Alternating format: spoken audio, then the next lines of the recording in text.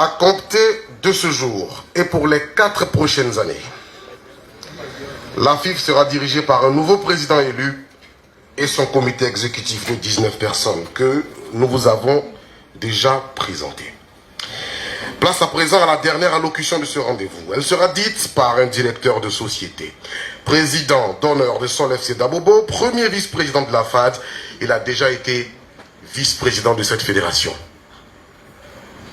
Il en est parti, il est revenu.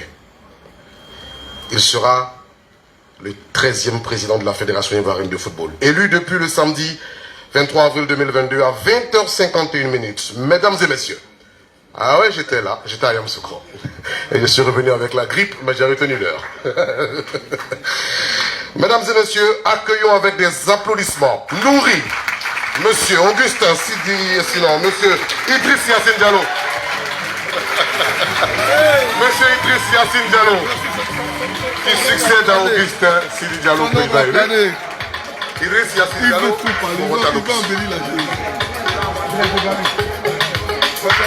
Merci. Merci. Monsieur le directeur général des sports, représentant Monsieur le ministre des Sports, cher frère Bertin, ce que nous nous connaissons bien. Monsieur Jacques Anouma, président d'honneur de la Fédération ivoirienne de football, conseiller de Monsieur le Président de la CAF, conseiller de Monsieur le Président du COCAN, conseiller en tout cas, Jacques Anouma. Madame la Présidente du Comité de normalisation, Madame et Messieurs les membres du Comité de normalisation, Mesdames, Messieurs les présidents de clubs et chers collègues, Messieurs les présidents des groupements d'intérêt, Mesdames, Messieurs les membres de la commission de gouvernance et de conformité, chers collègues du comité exécutif, Mesdames, Messieurs les journalistes, chers amis, chères sœurs, chers frères, nous nous retrouvons cet après-midi dans notre maison commune pour cette cérémonie qui doit marquer un nouveau départ dans l'histoire du football de notre nation. Je tiens à féliciter et à remercier le comité de normalisation avec à sa tête Madame Dao Gabala qui, contre vents et marées, a réussi à mener à bien la mission qui lui a été confiée par la FIFA et la CAF. Elle nous a brillamment fait un résumé de son passage. Il faut leur tirer le chapeau. De mon point de vue, nous devons oublier les péripéties qui ont marqué leur passage pour ne retenir que la belle assemblée générale qu'ils ont organisée à Yamoussoukro le 23 avril dernier et qui fut l'épilogue d'un brillant parcours ô combien difficile. Cette élection ouverte, libre, démocratique, suivie dans le monde entier, a permis, dans une transparence jamais égalée, d'élire le nouveau président de la Fédération ivoirienne de football que je suis. Je tiens ici, devant tous, à saluer la FIFA et la CAF du football ivoirien qui sont grandis de cette Assemblée générale. Ma modeste personne est certes honorée de la confiance placée en elle par les membres actifs de notre fêtière, mais elle mesure plus que jamais la responsabilité qui est la sienne d'unir tous les acteurs de notre milieu sans distinction. Je le répète, je suis et je serai le président de tous, avec pour objectif premier de rassembler autour de notre passion commune le football. Les joutes électorales sont terminées. Il n'y a plus de place pour la division. Si nous sommes, comme je le pense, et si notre désir à tous est de servir le football ivoirien, alors retrouvons-nous et mettons-nous à son service, car les défis sont importants à 1 an de la Coupe d'Afrique des Nations 2023. En effet, Son Excellence, Monsieur le Président de la République, Son Excellence, Monsieur Alassane Ouattara, et le gouvernement conduit par Monsieur le Premier ministre Achille Patrick ont investi des sommes colossales dans la préparation de cet événement. Le peuple de Côte d'Ivoire entend en faire une belle fête pour prouver au monde entier notre dynamisme, notre hospitalité, notre capacité à organiser un si beau et grand rendez-vous. Nos autorités ont prêté une oreille attentive à nos préoccupations. Alors, ne dit-on pas qu'on ne se bat pas au chevet d'une mère malade? J'avais dit à Yamoussoukro ma ferme volonté de travailler avec mes concurrents d'hier. Et pour joindre l'acte à la parole, j'ai demandé au doyen Adou Nangon de la JCA et au doyen JJ Benjamin, qui est là, je leur ai demandé de prendre leur bâton de pèlerin en tant qu'anciens pour rencontrer Sori Diabaté et Didier Drogba afin que nous puissions nous asseoir pour parler ensemble du football ivoirien. Je leur ai confié cette mission et je leur fais confiance pour que nous y arrivions. Dans le même esprit, un de mes engagements de campagne prévoyait un comité exécutif de 25 membres. Je souhaite donc, à l'occasion de la prochaine Assemblée générale extraordinaire, proposer aux membres actifs cette modification qui permettrait de passer de 20 actuellement à 25 et les 5 nouveaux membres seront 3 issus de la liste de Sori et 2 issus de la liste de Didier pour venir nous rejoindre.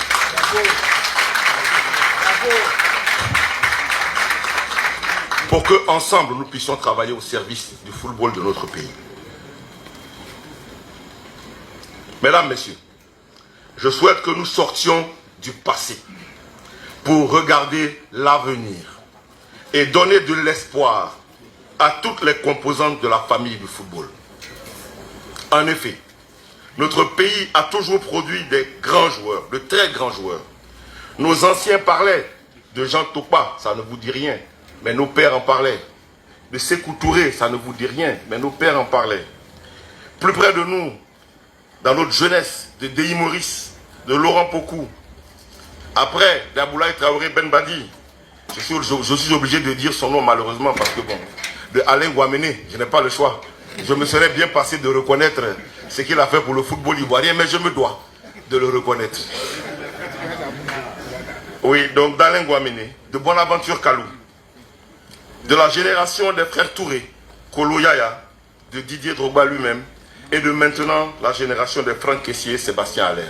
Tout ça sont des dignes Ivoiriens qui ont servi notre football. Ils ont été encadrés par des présidents de fédération à qui on doit le respect, ceux qui m'ont précédé, et qui ont donné la respectabilité à la FIF. Je voudrais ici tous leur rendre hommage sans distinction.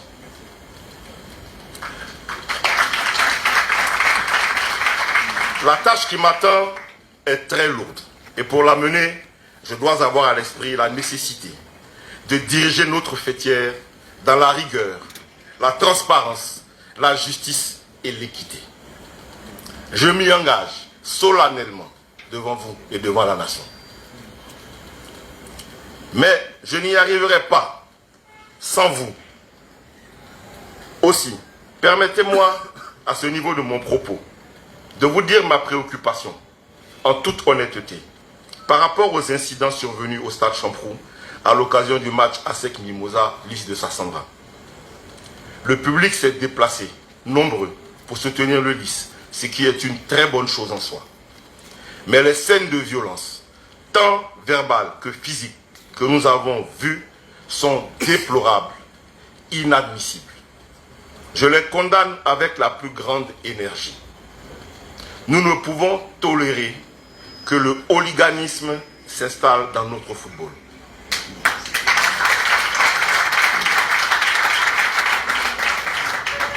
Je félicite le président du LIS de Sassandra, M. Diamamadou, qui, aussitôt après les événements, a fait une déclaration pour condamner ces actes. Je l'invite, lui et ses soutiens, à utiliser les mêmes canaux de réseaux sociaux pour demander aux supporters plus de responsabilité et de retenue, car notre pays, je vous le rappelle, doit organiser la CAN 2023. Le monde entier nous regarde. Nous ne pouvons donc en aucun cas laisser la violence prospérer. Plus jamais ça dans nos stades, s'il vous plaît. Je présente, au nom de tous, les excuses à Maître Roger Ougné, grand bâtisseur du football ivoirien. Je n'ai pas besoin de revenir sur ces faits d'armes.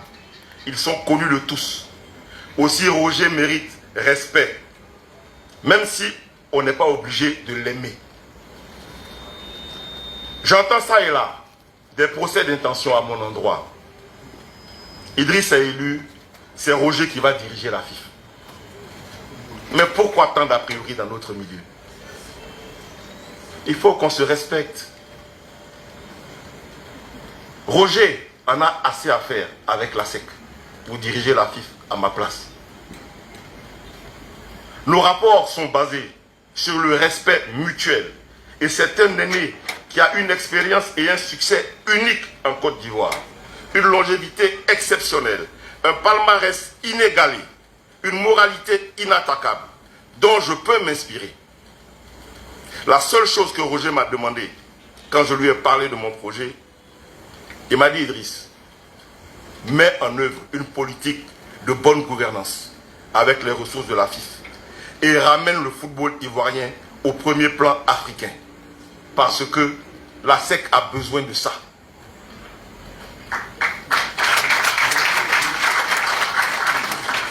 Je vous le dis pour qu'on arrête, je dirais, tous ces bruits qui ne nous arrangent pas. Soyons positifs. Soyons positifs et respectons-nous. Mes chers collègues, je vous demande de me juger sur mes actes.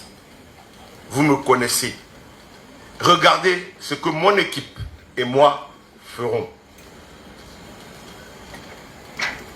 C'est important.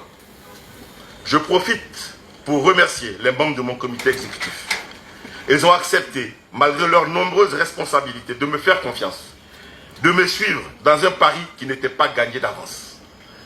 Ils ont été patients, engagés, loyaux. Je leur dis devant vous toute ma reconnaissance et je les engage à donner le meilleur d'eux-mêmes dans l'exaltant défi que nous devons tous ensemble relever. Notre Dream Team sera à la tâche. Dans ce cadre, je porte à votre connaissance que dès ce jour, je procéderai à la nomination des vice-présidents qui vous ont été déjà présentés officiellement. Je procéderai à la désignation du directeur exécutif et à sa nomination, qui est Armand Gourou.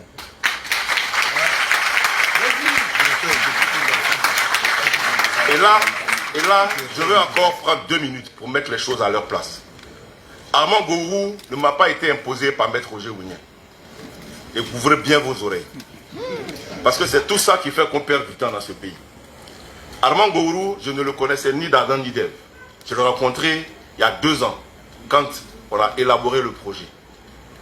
Depuis 2 ans, je l'ai côtoyé, nous nous sommes fréquentés. Assois-toi, Armand. Nous nous sommes côtoyés. Et en 2 ans, vous tous qui êtes là, les membres de la fédération, on a eu 4 assemblées générales. On a préparé ces 4 assemblées générales avec Armand et d'autres personnes. Je vous mets au défi de trouver un parmi vous qui connaît les dossiers de la fédération mieux que Armand Gourou. Il n'y en a pas. Il n'y en a pas. Il m'a sorti les états financiers de la fédération de 2011 à 2020. Je ne sais pas si vous vous rendez compte. Point par point. C'est un professionnel sérieux et acharné. Son choix ne vaut que par sa compétence et rien d'autre. Et je n'attends rien d'autre de lui qui soit performant pour le compte de notre fédération. C'est ça qu'il faut retenir. Armand, ta place est méritée. Tu n'es pas un ancien de GY, G20, G quoi. Tu es un Ivoirien compétent qui aime le football, qui a travaillé pour le football et qui mérite de le servir dans cette position. Je vais procéder aussi à la nomination des présidents des ligues. Je nommerai donc l'aîné Salif Bictogo, président de la ligue professionnelle.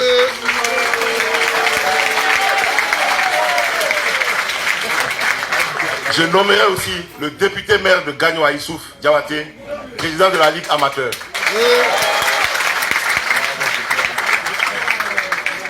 Je lancerai dès ce soir un appel à candidature pour les postes de sélectionneur et sélectionneur adjoint de l'équipe nationale A. Nous avons un défi majeur important. On ne peut pas prendre des décisions dans la précipitation. Donc on va faire un appel à candidature et nous allons choisir, je dirais, les entraîneurs qui accompagneront notre équipe dans le cadre de la CAN 2023 et après. Tous ceux qui sont donc intéressés, ivoiriens ou non, ben, on va mettre ça sur le site de la FIF. Ils pourront donc, je dirais, déposer leur candidature. Nous allons aussi lancer un appel à candidature pour le choix du commissaire aux comptes, dont le mandat arrive à expiration au 30 juin prochain. Nous allons organiser au mois de juin, alors chers collègues, préparez-vous, nous allons organiser 3 assemblées générales. 3 en juin. Une assemblée générale extraordinaire pour la mise en place de la commission électorale indépendante, qui doit être mise en place. Une assemblée générale ordinaire pour statuer sur les comptes de 2021, c'est au 30 juin. Et une autre assemblée générale extraordinaire qui, elle, va statuer sur les modifications statutaires, comme celle que j'ai proposée tout à l'heure, passer de 20 à 25, si vous en êtes d'accord, dans le comité exécutif, passer les clubs de Ligue 1 de 14 à 16, conformément à nos engagements, passer les clubs de D3 de 38 à 40, et dans la même foulée, nous allons donc aussi procéder à l'élection des présidents et des membres des commissions indépendantes conformément à nos statuts. Ces commissions indépendantes sont commission d'éthique et de discipline, commission de recours, commission de contentieux électoral. La Ligue 2 ne bouge pas, elle reste à 24, c'est pour ça que je ne l'ai pas cité. Je n'ai parlé que des changements. Nous avons donc beaucoup de travail qui nous attend. Aussi, je veux pouvoir compter sur la disponibilité et le soutien de chacun d'entre vous pour que nous puissions, dans la paix, la fraternité, le respect mutuel, le fair play, l'esprit sportif, porter le plus haut possible le football ivoirien. Parce que c'est ça qui nous unit, c'est notre passion commune. Ce ne sont pas les individus que nous sommes qui passeront, quoi qu'il arrive. Il s'agit du football de notre nation. Nous devons nous mettre à son service. Moi, je ne suis aujourd'hui le président, mais je ne suis qu'un humble serviteur de ce football. Je n'ai pas d'autres prétentions. Rassemblons-nous donc ensemble pour développer le football ivoirien. Je prie Allah subhanahu wa ta'ala qu'il nous protège, nous guide, nous éclaire et nous permette d'être à la hauteur de la mission qui nous a été confiée. Je vous remercie.